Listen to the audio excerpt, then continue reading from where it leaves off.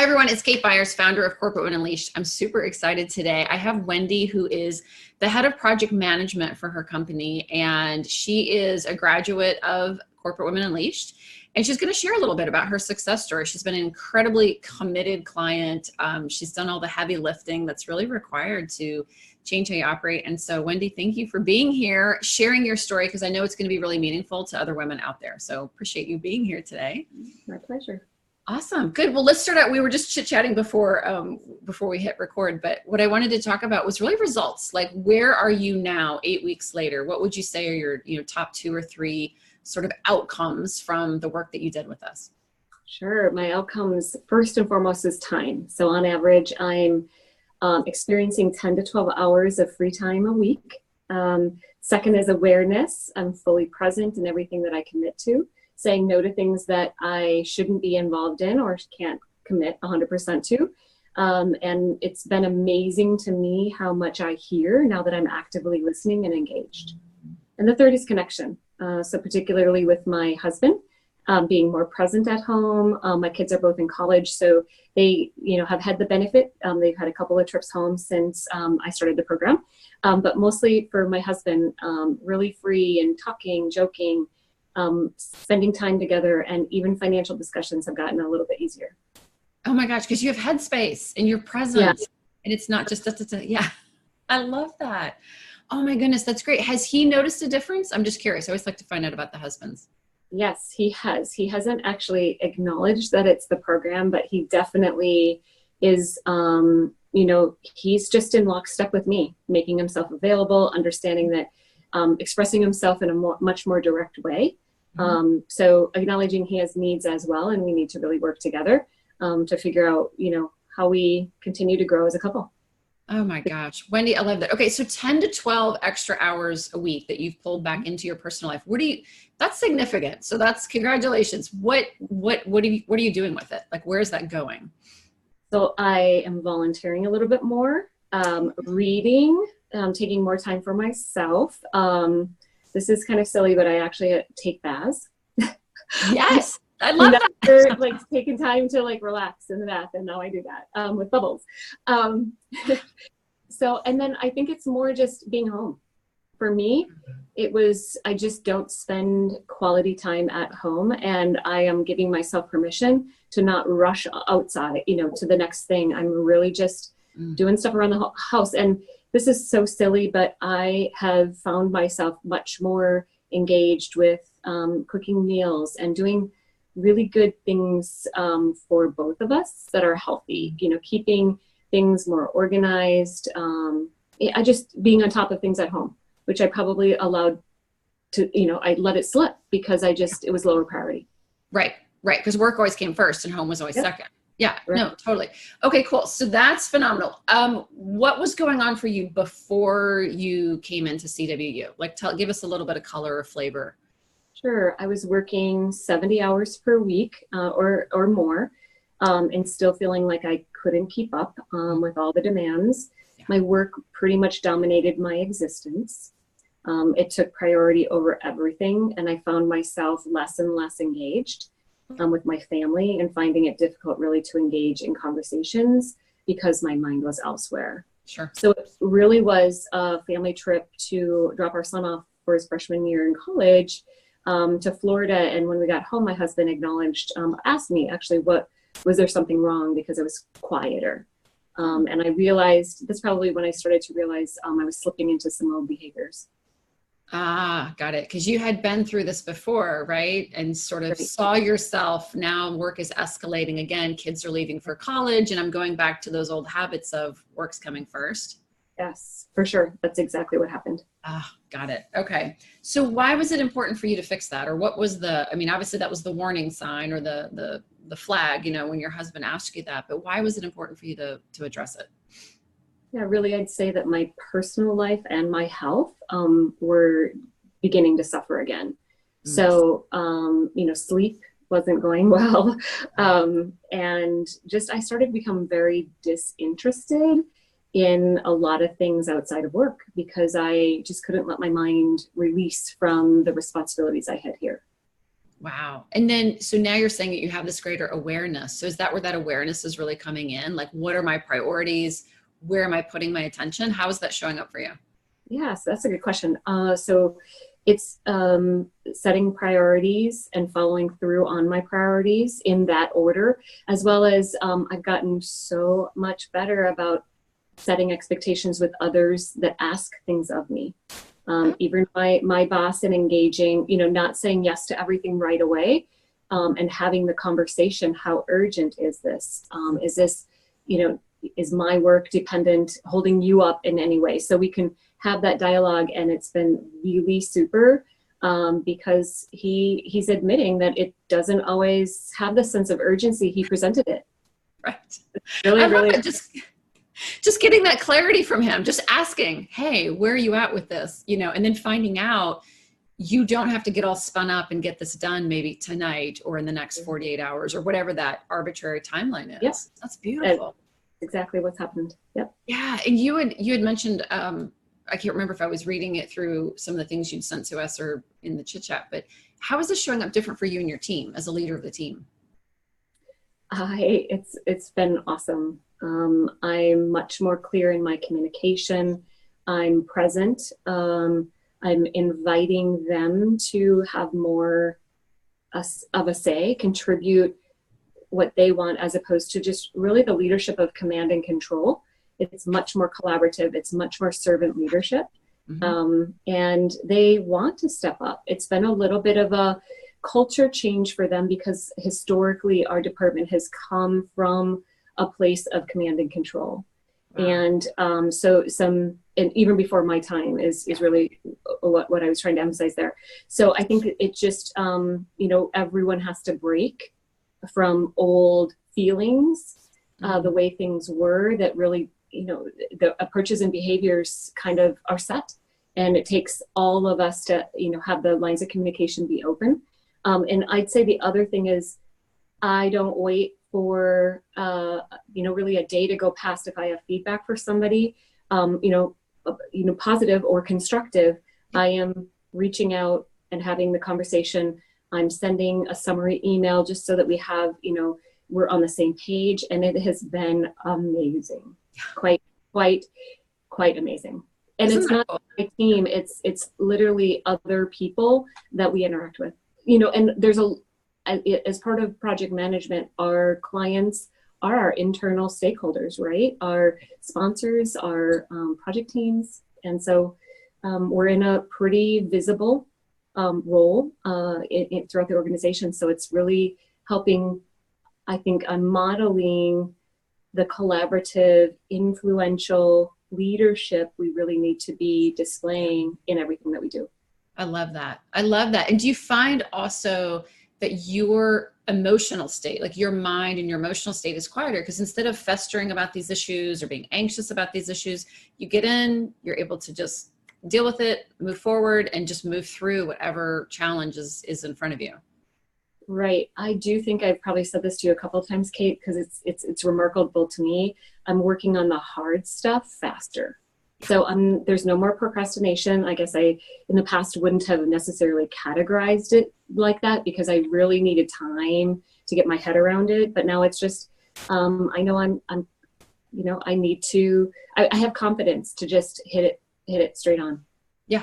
Just move through it. It's going to be chaotic. You're going to have challenges. Yep. Let's do it. Move on it. And then go home and hang out with your husband or whatever is going on for your day. Isn't that awesome? It is awesome. I love it. So tell me about your sleep. You mentioned health earlier. You weren't sleeping, and you were kind of disconnected. So are you feeling like you're getting energy back? Are you feeling like the stress is lower now? Yes, for sure. And I'm planning my sleep. So I commit to getting 7 to 8 hours of sleep a day. I mean, there's exceptions. Sure. We all have exceptions, but the standard is 7.5 hours a night. And so I don't ever apologize for that anymore. Isn't that great? And it's great when you can actually sleep through the night and not wake up in the middle of the night thinking, oh my gosh, I've forgotten to do this thing. Yeah. And the other experience I was having, not on a regular basis, but enough that it had an impact in my sleep, is I would have nightmares. I would have, dreams, just terrible dreams about some of the work pressure. and stresses. And so I just don't have those anymore. Isn't that great? And you know what's interesting, Wendy? I hope everyone out here listening who listens says, nothing's changed about your job. Has it? Like nothing's changed. In fact, you just told me before we started the interview that, you know, during the time you were in CW, you had some real challenges that you had to go through, you know, during this time. And so those things are all still present. Nothing has changed. You've changed, right? Correct. That's so cool. That is so cool. Okay. So how did you find us? I'm curious. Yeah, social media. Of course. That is working. So it was a Sunday night. I was probably feeling the Sunday anxiety that I would typically feel, and something came across an advertisement came across my social media.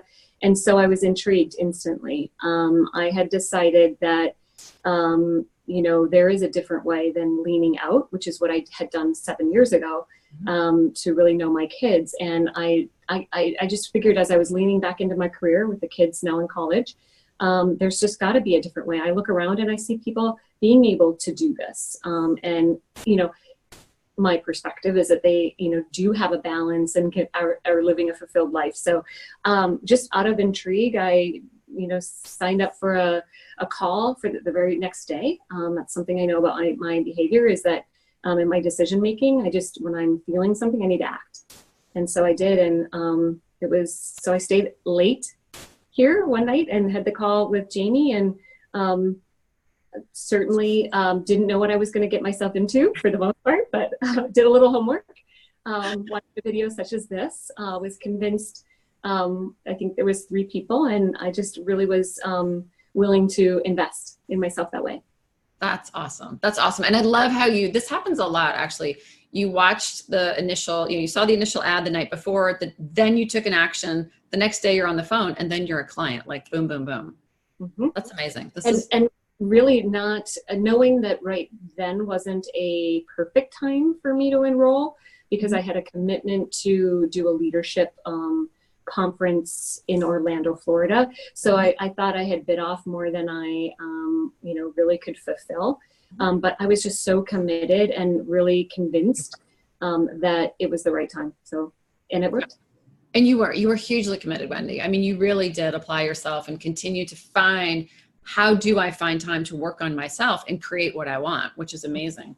What happened right away? I mean, obviously you had this feeling of like, oh my gosh, what have I just done? I've bit off this more than I could chew potentially. Was there anything right away that we asked you to do, or that we were, you know, suggesting that you do, that you thought was like, what are these people talking about? Did you have any of those moments? I'm just curious. Yeah, the one act Jamie asked me to do before we got off the call was to pick a word. Yeah. And I love the mountains, and I love water. And on my screen I could see the sun setting in the horizon. And so I picked horizon as my word. And part of what I didn't realize is that she had asked me to post that word on my computer at work and my mirror at home.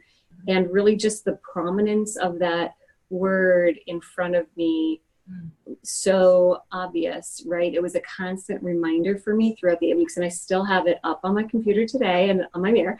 And I probably won't take it down, right, until I move.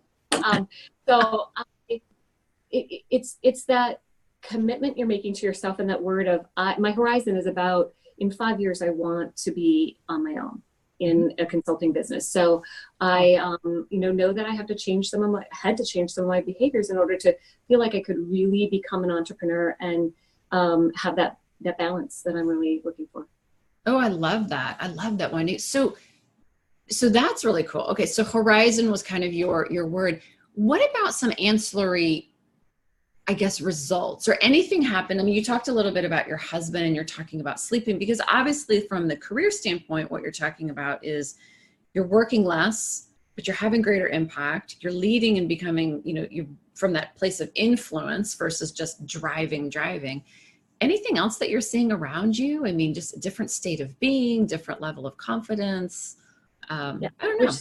Yeah, I would say my awareness, my conscience is so much more free to absorb my surroundings. I hear so differently now. I speak so differently. So it really was, and I really learned that early on, is the clarity is important in how I'm communicating, as well as asking others to own their part of ensuring they're clear. And so I've gotten a lot more vocal about, setting that expectation with my team, for one. And, my husband, and not necessarily, just the approach that I'm taking in the communication is so much more of a conversation as opposed to a hurried snap bullet. It's really taking the time to be able to connect. So yeah.